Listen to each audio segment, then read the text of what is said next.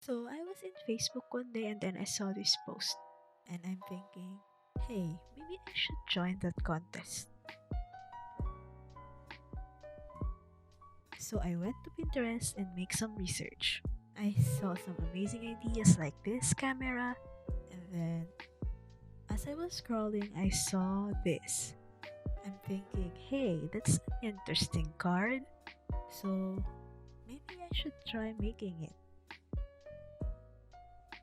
And then I scrolled down and saw this. This is a light box and it looks really pretty. So I started brainstorming for ideas.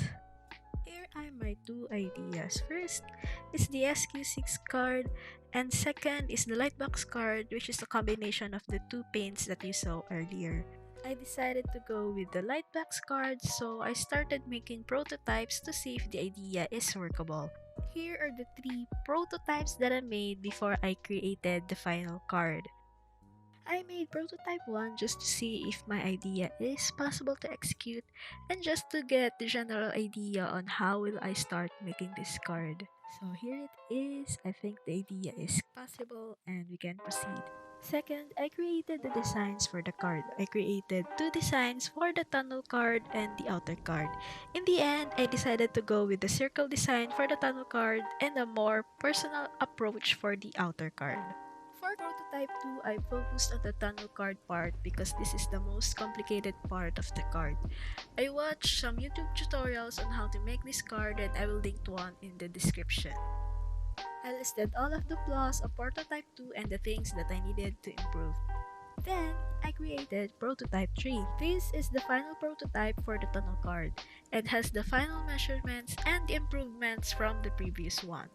I also added a film holder at the back so the film won't slide around and it will stay in place. The last part of this long prototype stage is the outer card. It's just a straightforward, simple card. I cut out the elements to give the outer card a bit of depth. The real test is if I attach these two and if the measurements are correct and needed to be adjusted. And here is the final prototype. Everything looks good and perfect, so let's proceed to making the final card. Here I am getting the final designs ready for printing. As you can see, I added tape flaps and guides as to where things should go, and it will be easier for me when I assemble them later.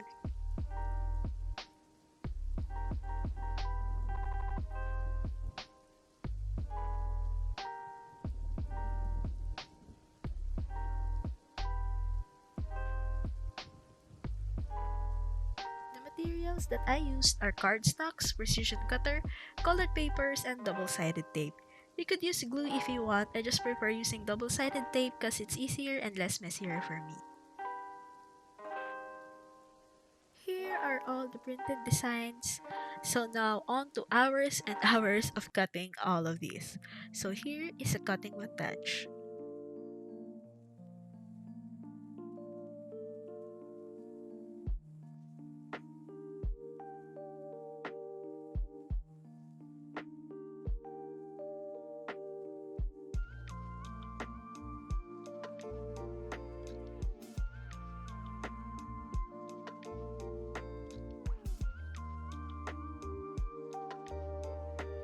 So finally, here are all the designs ready for assembly. For the assembly, I just added tape on all the parts and then taped them together to achieve the final card. It is fairly easy for me to assemble since I've marked out where everything will go. So here is an assembly montage.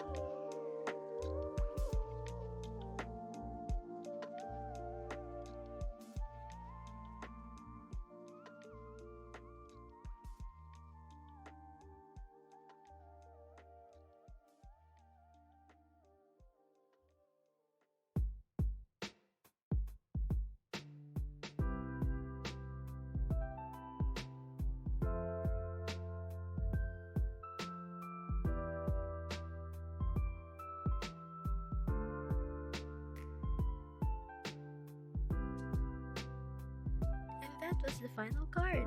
Hope you guys enjoyed the process in creating this Valentine's card. Don't forget to like and subscribe. See you on the next video. Bye!